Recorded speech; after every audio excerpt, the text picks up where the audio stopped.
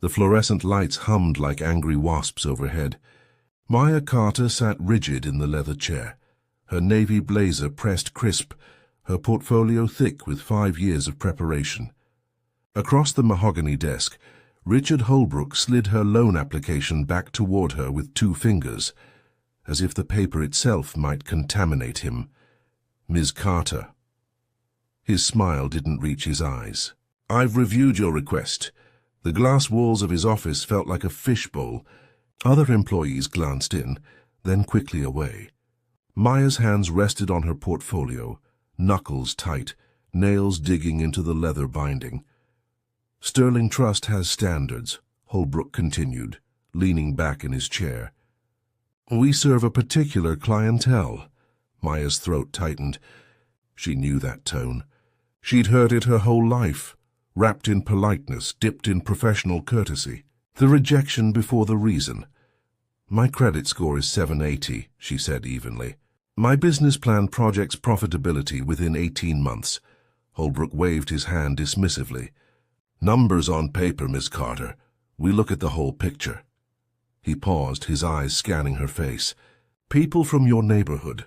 These ventures rarely succeed. We can't justify the risk. The air left the room. Maya heard her heartbeat in her ears. Through the glass, a junior associate quickly looked away. Holbrook's smile widened, satisfied, certain of his power. Is there anything else? He asked. Maya stood slowly, gathering her portfolio. Her mother's voice whispered in her memory. Stand tall, baby girl. Always stand tall. No, Maya said quietly. Not yet. She walked out with her spine straight, past the tellers, past the loan officers, past the marble columns that held up an empire built on who belonged and who didn't. The morning sun hit her face as she stepped outside.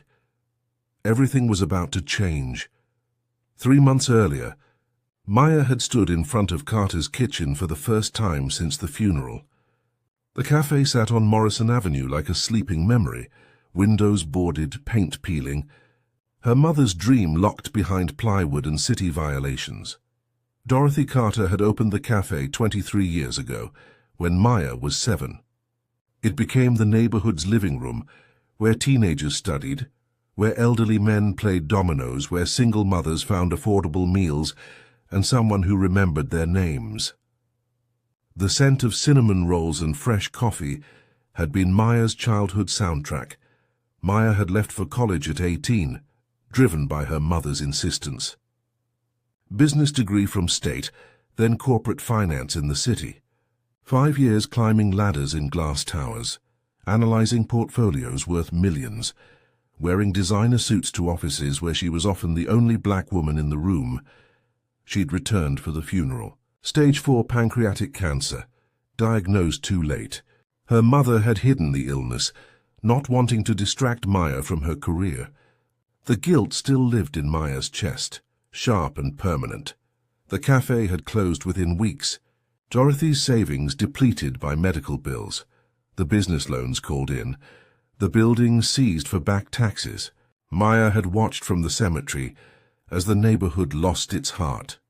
But her mother had taught her more than recipes. Dorothy Carter understood money, understood power, understood the long game. Baby girl, she'd said during their last conversation, there's a safety deposit box at Sterling Trust. When you're ready, you'll know. Open it. Maya hadn't understood then. She'd been drowning in grief, in logistics, in the impossible weight of goodbye. Now, standing in Holbrook's rejection, her mother's words crystallized. She drove across town with purpose, her hands steady on the wheel. The business plan sat on the passenger seat. 40 pages of market analysis, financial projections, community impact studies. Perfect, professional, denied.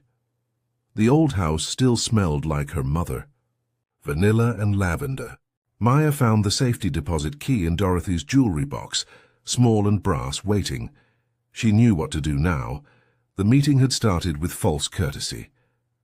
Holbrook had offered her coffee. She'd declined. He'd commented on the weather. She'd stayed silent. Then he'd opened her application with the slow deliberation of a judge pronouncing sentence. Carter's kitchen, he read aloud, eyebrows raised. A café, in the Morrison Avenue district. He said the neighborhood's name like a diagnosis. Ms. Carter, are you familiar with the crime statistics in that area? I grew up there, Maya replied. I know the community. Exactly. Holbrook leaned forward, his voice dropping into practiced empathy. Which is why I'm being honest with you. Banks like ours, we have fiduciary responsibilities. Your neighborhood has a 72% loan default rate. That's not accurate, Maya said carefully. The citywide average is, I'm looking at our internal data. His smile hardened. Now your education. Berkshire State University. That's a fine school. The pause before fine carried volumes. And you say you worked at Morrison Financial Group? For 5 years. I manage portfolios worth... Yes, I see that here. He tapped the paper. Though I notice you left that position recently. I left to pursue this dream. My mother's legacy. Holbrook set the application down. Ms. Carter, I appreciate the sentiment. But sentiment doesn't repay loans. Sterling Trust serves established businesses, proven track records. We need collateral, references from our existing network, demonstrated community ties, the right community ties. The emphasis landed like a slap. Maya's jaw tightened. I have collateral, she said. The building is appraised at... A building in that neighborhood. Holbrook shook his head slowly. Property values there are unstable.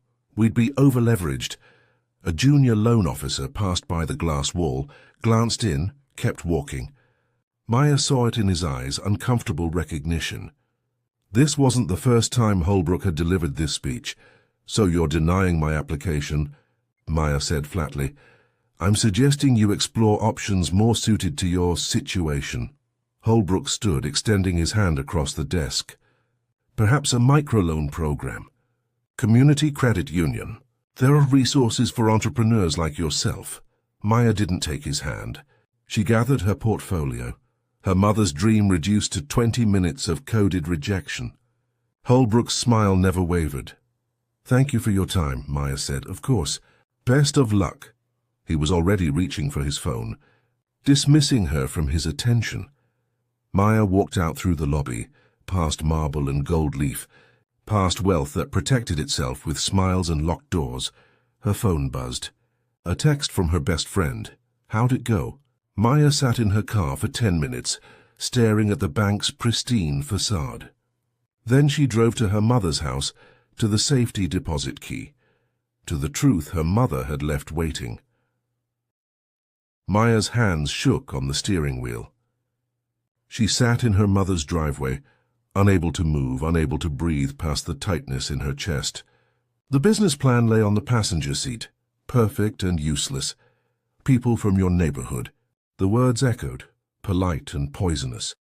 She'd prepared for this meeting for 3 months, researched every requirement, exceeded every standard, anticipated every question. Her credit was impeccable. Her experience was real. Her plan was solid. None of it mattered. The sun heated the car's interior. Sweat beaded on Maya's forehead. She closed her eyes and saw Holbrook's smile. Saw the way he'd handled her application like trash. Saw the junior officer who'd looked away rather than witness the humiliation. Her mother's voice rose through the anger. Stand tall, baby girl. They can't take who you are. Dorothy Carter had faced worse. Had built her café during different times, when discrimination wore no professional mask. Had served coffee to people who called her names. Had smiled at customers who thought she should know her place. Had survived and thrived anyway. The safety deposit box, Maya whispered. When you're ready. She was ready now. Ready to understand what her mother had been preparing her for. Ready to stop playing by rules designed for her to lose. Maya got out of the car. The old house waited, patient, full of her mother's secrets. Inside, the jewelry box sat on Dorothy's dresser, untouched since the funeral. Maya opened it with trembling fingers. The brass key gleamed against velvet. Small, ordinary, holding something her mother had protected for decades. Maya drove back to Sterling Trust Bank, walked past Holbrook's office without looking, entered the vault room.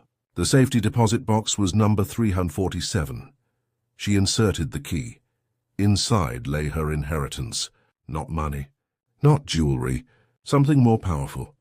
Understanding clicked into place like a lock opening. Dorothy Carter had been 17 when she'd served her first cup of coffee. The year was 1962, Birmingham burning with rage, the world shifting under everyone's feet. She'd worked at her aunt's diner, watching black customers enter through back doors, watching white customers complain about the service, watching money flow in only one direction. She'd learned young, power wasn't loud. Power was patient. Dorothy had saved every tip, every dollar, hiding money in coffee cans and mattress seams. When the banks wouldn't serve black customers, she'd found ways around them. When the laws changed, she'd been ready. Small investments, careful choices, never drawing attention. She'd opened Carter's Kitchen in 1982 with cash. No loans, no debt, no one to answer to. The cafe became her fortress, her statement, her gift to a neighborhood that needed gathering spaces. But the cafe was never her only asset. Maya remembered childhood evenings, her mother at the kitchen table with ledgers and stock reports. "Education, baby girl," Dorothy would say. "Money is just numbers. Learn the numbers, you learn how to move in this world." So Maya had learned, had studied finance while her friends studied art, had chosen business school while others chose passion, had climbed corporate ladders while carrying her mother's lessons like armor. Dorothy had never said why, never explained the late nights, the careful investments, the way she'd smile when reading financial news. She'd just pushed Maya forward. Be better prepared than anyone expects. Be smarter than they assume. Be ready. The cafe had been Dorothy's public face, but beneath it ran deep water. Stocks purchased through shell companies, property acquired through proxies, shares accumulated so slowly that no one noticed. For 40 years, Dorothy Carter had been building something. When they show you who they are, Dorothy had written in her final letter, show them who you've always been. Maya hadn't understood. She'd thought her mother meant dignity, pride, strength of character. She'd been wrong. Her mother had meant power, real, undeniable institutional power, the kind Holbrook would never see coming. The safety deposit box contained 3 folders, organized with Dorothy's meticulous care. Maya spread them across the bank's privacy desk, her heartbeat loud in the small room. Folder 1, stock certificates. Not just any stocks, shares in Sterling Financial Group, the parent company of Sterling Trust Bank. Hundreds of certificates, purchased gradually over 4 decades through various investment accounts. Small amounts, different names, never enough to trigger disclosure requirements. Maya's hands trembled as she calculated the total, 51%. Her mother owned controlling interest. Folder 2, real estate documents. The building housing Carter's Kitchen, owned outright, no liens, no debt. 3 other properties on Morrison Avenue, rented at below-market rates to local businesses. The building housing Sterling Trust Bank's original branch, purchased during the 2008 crash through an LLC. Dorothy had been her son's landlord, without him ever knowing. Folder 3 made Maya's blood run cold. Holbrook, written across the tab in her mother's neat handwriting. Inside, 20 years of loan denial records, obtained through public information requests and careful documentation.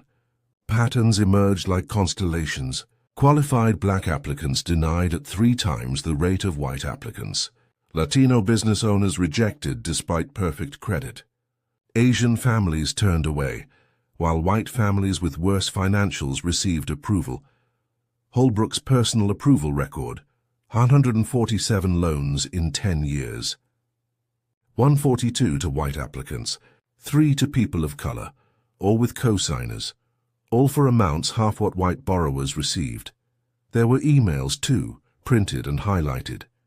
Holbrook to colleagues thinking corporate servers were private. Another one from Morrison Avon, you know the drill. And, these people never pay back. Why waste time? And, diversity quotas are killing us. The final page was a letter from Dorothy, dated 1 month before her death. Maya, baby girl, by the time you read this, you'll have faced what I faced. You'll have walked into that bank with everything right, everything perfect, and walked out with nothing but their judgment. I bought these shares for you, not for revenge, for justice, not to destroy, to rebuild. When you're ready, you'll know what to do. Power isn't about making them hurt. It's about making them unable to hurt anyone else. I love you. Make me proud. Mama Maya sat in the vault room for 30 minutes. Her mother's legacy spread before her. Outside, Holbrook probably sat in his office, confident, secure, certain that people like Maya would stay in their place. He had no idea his world was about to end. Maya gathered the folders carefully. She made 3 phone calls, to a corporate attorney, to the Sterling Financial Group board secretary, to a forensic accountant she'd worked with in her corporate days. I need to call an emergency shareholder meeting, she said into the phone. I have controlling interest and evidence of systematic discrimination. The attorney's voice was careful. How soon? Tomorrow, Maya said. And I need authority to suspend branch management pending investigation. Through the vault room's small window, she could see Holbrook's office. He was laughing with a colleague, coffee cup in hand, master of his small kingdom. Maya smiled, cold and certain.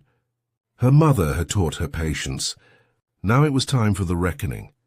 The email arrived at Sterling Trust Bank at 4:47 p.m. All branch managers, mandatory compliance audit scheduled. Parent company representatives arriving tomorrow, 9 a.m. Suspend all new loan approvals pending review. Holbrook read it twice, frowning. Compliance audits were routine, annoying, nothing to worry about. He'd passed dozens. His records were clean, or clean enough. The discrimination complaints had been handled through HR, buried in settlements and NDAs.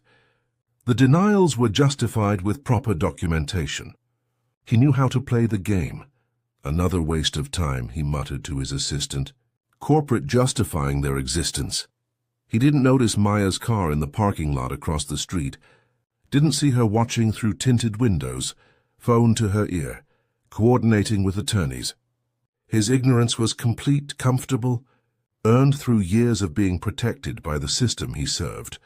That evening, Holbrook met colleagues for drinks at the conservatory, the private club where Sterling Trust executives gathered. They complained about oversight, about political correctness, about having to document every decision. Remember when banking was simple? One manager laughed. Now we need 3 forms just to say no. Holbrook raised his glass. 2 simpler times.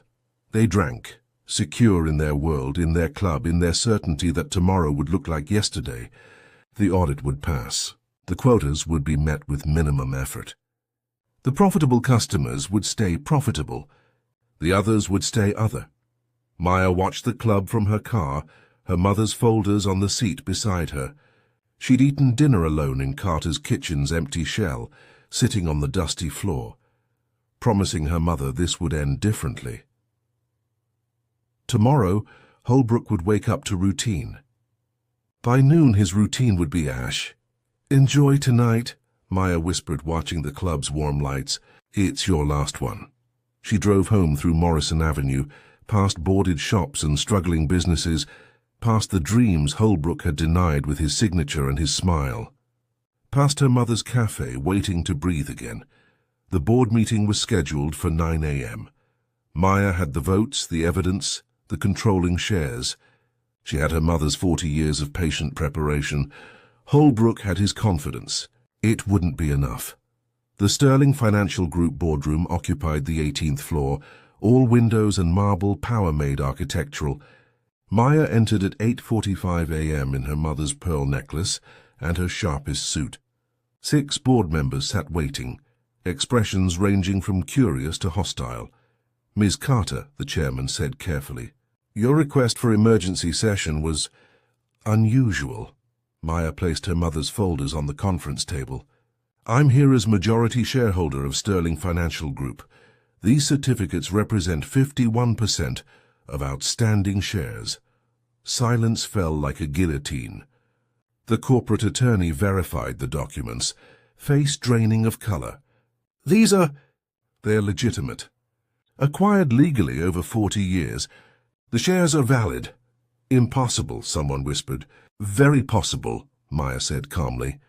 My mother, Dorothy Carter, was your silent majority shareholder. I inherited her position upon her death 3 months ago. The chairman's hands gripped the table edge. Why are you here now? Maya opened the Holbrook folder. To present evidence of systematic discrimination at your Sterling Trust branch. To request immediate suspension of branch manager Richard Holbrook. And to propose restructuring to prevent further civil rights violations. She laid out 20 years of data, undeniable patterns, Holbrook's emails. The board members leaned forward, expressions shifting from shock to horror to calculation. This wasn't just discrimination. It was liability, lawsuit exposure, federal investigation territory. How many victims? Someone asked quietly. At least 200 qualified applicants denied based on race, Maya replied. My mother documented everything. I'm prepared to present this to federal regulators unless we implement immediate reforms. Outside the boardroom windows, the city spread beneath them. Somewhere down there, Holbrook sat in his office unaware. His phone would ring soon. Everything would change. I moved to suspend Holbrook pending investigation, Maya said, and to install interim management committed to fair lending practices. The chairman looked at her, seeing Dorothy's daughter, seeing 40 years of patience culminating in this moment. All in favor? The vote was unanimous. Maya pulled out her phone. Send the security team now. I want him escorted out within the hour.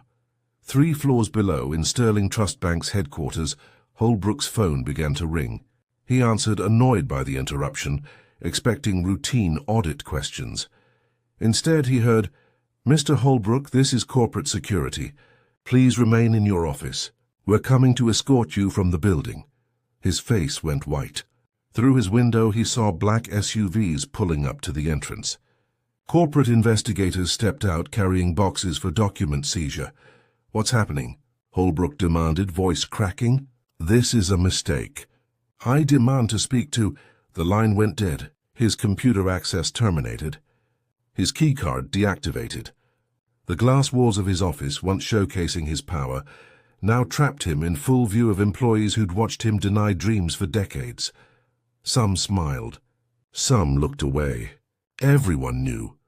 Holbrook sat frozen, the comfortable world he'd built crumbling around him like cheap architecture.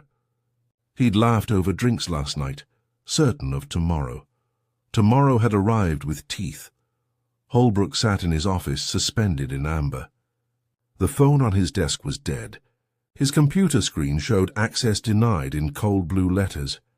Through the glass walls, employees moved like fish in an aquarium, careful not to make eye contact. Security arrived at 10:15 a.m., 2 men in dark suits, professional and polite. Mr. Holbrook, please collect your personal belongings. You're suspended pending investigation. Investigation of what? His voice cracked. I've done nothing wrong. This is a mistake. They didn't answer. They watched him empty his desk drawers into a cardboard box. Family photos, a golf trophy, breath mints. 20 years reduced to 1 box. His hands shook. The walk through the lobby felt eternal. Tellers stopped mid-transaction. Loan officers froze at their desks. The junior associate who'd glanced away during Maya's rejection now watched openly, something like satisfaction in his eyes. Outside, the morning sun was too bright. Holbrook stood on the sidewalk, box in his arms, uncertain where to go. His car was in the underground garage. His access card no longer worked. He called his lawyer, voicemail. He called his boss, former boss. The number you've reached is not available. He called his wife. She didn't answer. For 20 years, Holbrook had wielded power casually, denying loans with a signature, crushing dreams with coded language. He'd been protected by systems, by silence, by the comfortable assumption that people like him didn't face consequences. Now he stood alone on the street, holding a box, waiting for someone to tell him what happened. The isolation he'd inflicted on others, the rejection, the dismissal, the casual cruelty, reflected back at him like a mirror. His phone buzzed. A text from corporate HR. Do not contact Sterling Trust employees or customers. Federal investigation pending. Federal. The word hit like a fist. Holbrook sat on a bench, box beside him, watching his life collapse in real time. Inside the bank, through the glass doors, he could see business continuing without him. The machine didn't need him. It never had. Maya sat in the conference room with 20 years of Holbrook's denials spread across the table. Each file told a story. Qualified dreamers turned away, potential crushed under policy and prejudice. Her forensic accountant, James Chen, pointed to patterns in the data. Look at this. Same credit scores, similar business plans. White applicants approved 78% of the time. Black applicants, 23%. The statistical probability of this being random is essentially zero. Maya's attorney, Patricia Lawson, made notes. This is beyond discrimination. This is systematic deprivation, civil rights violations, federal fair lending law violations, potential fraud in loan reporting. How many victims total? Maya asked. James flipped through spreadsheets. Conservative estimate? 247 qualified applicants, denied over 20 years. Most never complained. They just walked away believing they weren't good enough. Maya thought of her mother's café, of the neighborhood businesses that never opened, of dreams deferred and delayed. We're contacting every single one. Offering loan review and restitution. Patricia nodded. We'll need a victim fund. Board approval for... I have controlling shares, Maya interrupted. The board will approve what I tell them to approve. She pulled up a database of denied applicants, organized by her mother's meticulous research. Business owners, homeowners, students seeking educational loans. A map of Holbrook's discrimination. Drawn in dashed hopes, Maya started making calls. The first number rang 4 times before an elderly woman answered. Mrs. Johnson? This is Maya Carter from Sterling Trust Bank. I'm calling about your business loan application from 2015. Silence on the line. Then the one they denied? Why would you call about that now? Because the denial was wrong. We're reviewing Mr. Holbrook's decisions and offering restitution. I'd like to discuss reopening your application. Mrs. Johnson's voice broke. I'm 73 years old. I gave up on that dream. Dreams don't expire, Maya said softly. If you're still interested, we're still listening. By evening, Maya had made 47 calls. 47 stories of denial, of doors closed, of being told their neighborhoods, their backgrounds, their very selves weren't good enough. Some cried. Some laughed in disbelief. Some hung up, convinced it was a scam. But 12 said yes. 12 were willing to try again, to resubmit applications, to believe that maybe this time would be different. Maya sat alone in her mother's café as sunset painted the windows gold. The space still smelled faintly of cinnamon and coffee. Memory soaked into the walls. She placed her mother's photo on the dusty counter. I'm doing it, Mama, she whispered. I'm making it right. Tomorrow would be the all-staff meeting. Tomorrow everyone would know. Tomorrow Holbrook would face the full weight of his choices. Maya pulled out her mother's final letter, reading it again by phone light. Power isn't about making them hurt. It's about making them unable to hurt anyone else. She understood now. This wasn't revenge. This was reconstruction. The all-staff meeting was scheduled for 9 a.m. in Sterling Trust's main conference hall. Every employee received mandatory attendance notices. Rumors swirled like smoke. Corporate takeover, branch closure, mass layoffs. Holbrook sat in the back row, reinstated for the meeting by legal requirement, but stripped of authority. His face was grey, his suit wrinkled. Former colleagues avoided sitting near him. Maya entered at 9 a.m. sharp, flanked by Patricia Lawson and 2 corporate board members. She wore royal blue, her mother's pearls and certainty like armor. The room fell silent. Good morning, Maya began. I'm Maya Carter, newly appointed Regional Director of Sterling Trust Operations. Some of you know me. I applied for a business loan here recently. Uncomfortable shifting in seats, Holbrook stared at the floor. That application was denied by Mr. Holbrook. Maya clicked the presentation remote. The screen behind her lit up with data. This is his denial pattern over 20 years. Note the demographic breakdown. Numbers filled the screen, undeniable. The room leaned forward, processing. Qualified black applicants, 77% denial rate. Qualified white applicants, 22% denial rate. Latino applicants, 81%. Asian applicants, 74%. Maya's voice was steady, clinical. These disparities cannot be explained by credit scores, business plans, or collateral. The only variable is race. A junior loan officer raised her hand. How is that possible? We have oversight, compliance reviews. You have documentation designed to hide discrimination, Maya interrupted. Subjective criteria. Community ties. Cultural fit. Code words that sound professional in reports but mean something else in practice. She clicked again. Holbrook's emails appeared, blown up on screen for everyone to read. Another one from Morrison Ave. You know the drill. Gasps rippled through the room. A teller in the third row started crying quietly. Maya clicked again. More emails. These people never pay back. More clicks. Diversity quotas are killing us. Holbrook's face was white as bone. He stood slowly. This is out of context. I never... Sit down, Mr. Holbrook. Patricia's voice cut like steel. You'll have your opportunity to respond to federal investigators. He sat.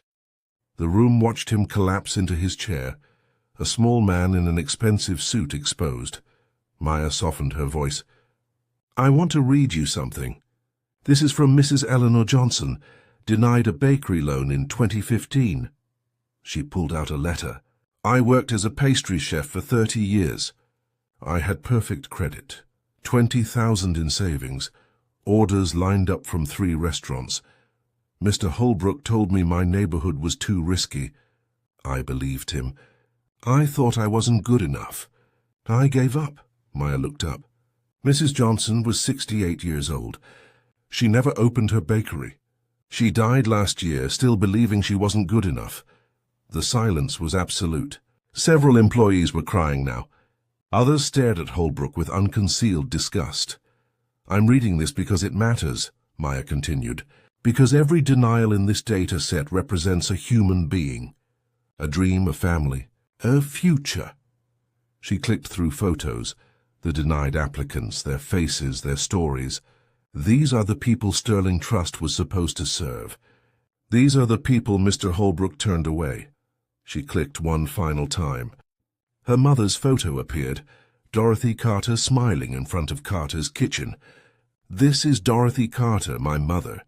She owned that cafe for 23 years. When she got sick, when she needed a loan to keep it open, she applied here. Mr. Holbrook denied her personally. Maya's voice didn't waver. My mother died 3 months ago. Her cafe closed. Her neighborhood lost its gathering place, and Mr. Holbrook never thought about it again. She turned to face him directly. But my mother thought about you. She documented everything. She built a case.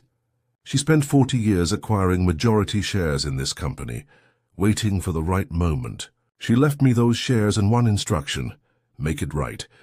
Holbrook's hands trembled. The room watched him with the weight of collective judgment.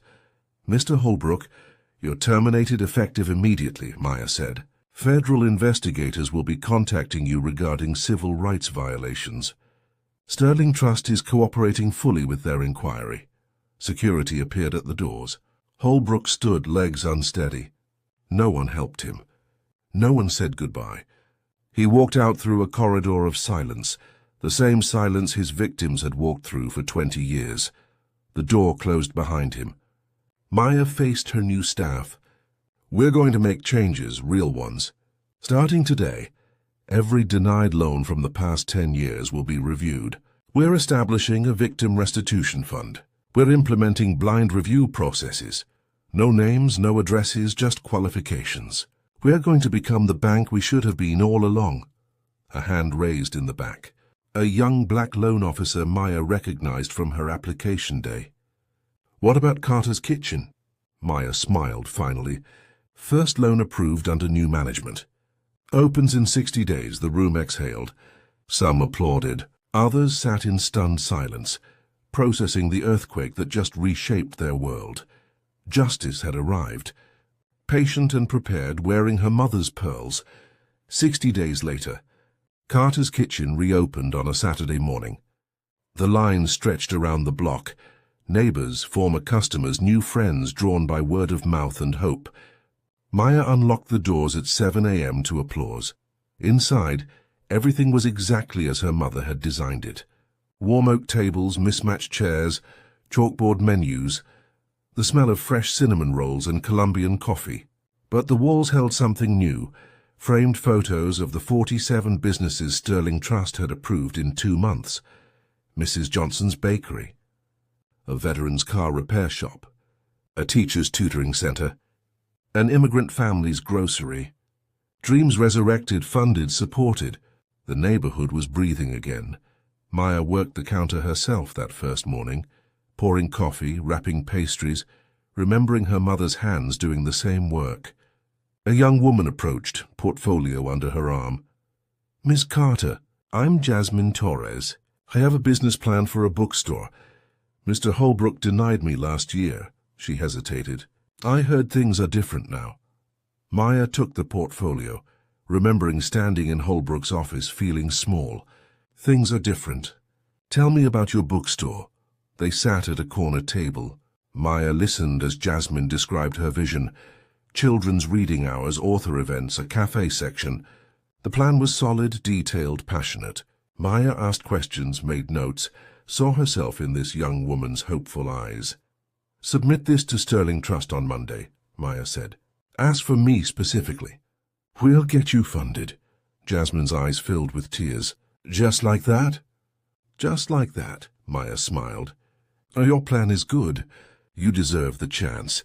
Sterling Trust Bank had transformed. The discriminatory loan officers were gone, replaced by staff trained in blind review processes. Approval rates had equalized across demographics. The federal investigation resulted in a consent decree and $3 million in restitution payments. Holbrook faced criminal charges, 2 counts of civil rights violations, multiple counts of fraud. Maya visited her mother's grave weekly, bringing flowers and updates. "The cafe is thriving, Mama. 32 new businesses funded this quarter. The neighborhood is coming back." She placed her hand on the headstone. "You were right. Power used to exclude can be transformed to include." At Sterling Trust's quarterly review, Maya presented the new numbers. Loan volume up 40%. Default rates unchanged. Customer satisfaction scores the highest in company history. The board, initially resistant, now praised the changes. "Turns out," Maya told them, "when you actually serve the community instead of gatekeeping it, everyone benefits. Profits included."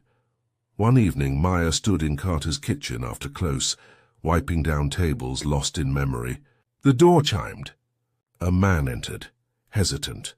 The junior loan officer who'd looked away during her meeting with Holbrook. "Miss Carter?" "I'm Marcus. I need to apologize." His voice was quiet. "I saw what was happening. For years I saw it. I never said anything. I was afraid of losing my job, of making waves." "I'm sorry." Maya studied him. "You still work at Sterling Trust?" "Yes, in the Morrison Avenue branch." "I'm trying to do better." She nodded slowly. "Then do better. Don't just try, do it. When you see injustice, speak. That's how systems change." Marcus left and Maya locked the door. Through the window, she watched the neighborhood. Lights glowing in new businesses. Families walking home from dinner. A community rebuilt one dream at a time. Her mother's vision, fully realized. Maya placed her mother's photo on the cafe wall, surrounded by pictures of funded businesses. Dorothy Carter smiled out at the room she'd built, the legacy she'd left, the future she'd carefully engineered. Outside, the Sterling Trust Bank sign reflected in the window. Same building, same marble columns, Completely different soul. Maya had learned what her mother spent 40 years teaching. Dignity isn't granted by institutions. It's claimed by those who refuse to be diminished. Justice isn't loud or immediate. It's patient, strategic, inevitable. Her mother had faced Holbrook's discrimination and hadn't gotten angry. She'd gotten systematic. She'd built power quietly, piece by piece, share by share. She'd documented every injustice, catalogued every denial, prepared a case spanning decades. When the moment came, when Maya faced the same discrimination, Dorothy's strategy activated like a trap closing. Power used to exclude can be transformed to include. That was the lesson. Not revenge, reconstruction. Not destruction, redemption. Maya served coffee to a young entrepreneur with a business plan, listening to his ideas, seeing his potential. She asked questions, offered guidance, believed in him. The cycle that Holbrook had perpetuated, judgment, dismissal, gatekeeping, broke in that moment. The café filled with evening light, golden and warm. Neighbors gathered at tables, planning futures, building community. The wall of funded businesses grew weekly. Each photo was a story, a dream realized, a door opened that someone like Holbrook had tried to lock. Maya's phone buzzed. A text from Patricia Lawson. Federal judge approved full consent decree. Sterling Trust officially committed to fair lending practices. Your mother would be proud. Maya smiled, tears blurring her vision. She looked at Dorothy's photo, at that knowing smile, at the woman who'd taught her patience and power. We did it. Mama, she whispered. The neighborhood breathed around her, alive, growing, transformed. Not because Holbrook was punished, but because the system he'd exploited had been rebuilt. Not because one man fell, but because hundreds rose. Maya locked up the café as sunset painted Morrison Avenue gold. Her mother's pearls caught the light. Her mother's dream lived in every table, every cup, every person who walked through doors that finally truly welcomed them. Justice doesn't always arrive quickly, but when it comes with patience, preparation, and purpose, it arrives completely. When they underestimate you, don't get angry. Get strategic, then show them who you've always been. Dorothy Carter, 1942-2025.